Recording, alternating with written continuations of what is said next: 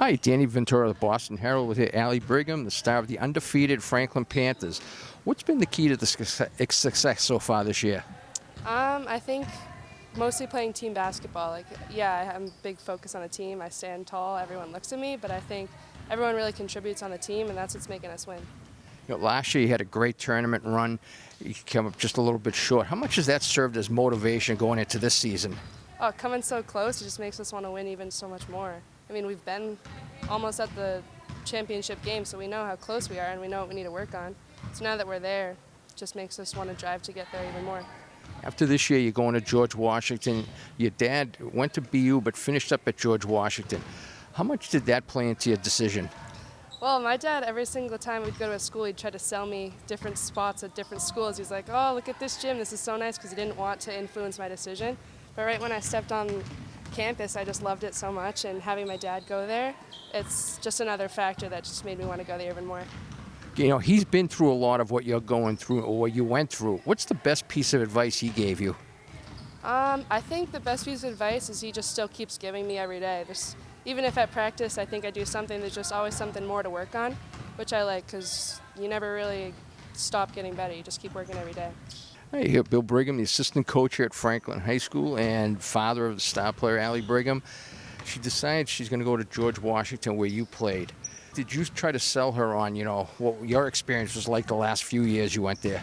So to be honest with you, I was trying to sell everywhere else before I sold GW.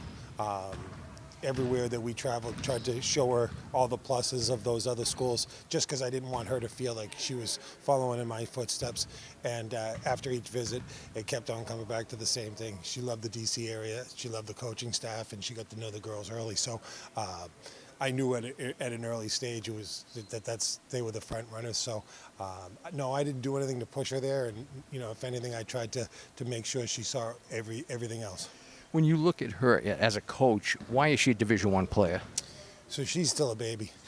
She's got so much upside. Obviously the size, basketball ability, and basketball knowledge of the game. But she's just scratching the surface. She hasn't truly been tested in the weight room yet, which at that college level is going to be tested there. But she's got great hands. She's got a great shot, so she's going to be able to stretch the floor. So I think, like I say, she's got a ton of upside right now. Great. Hi, we're here with head coach John Layton of Franklin High School. John, when was the first time you realized that Allie had, the special ability to be able to play at the high level?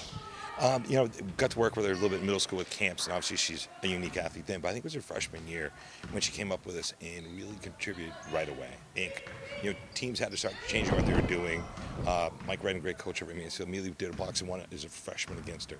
And she handled it very well, both maturity, but more importantly, like skill-wise, be able to move the ball, see.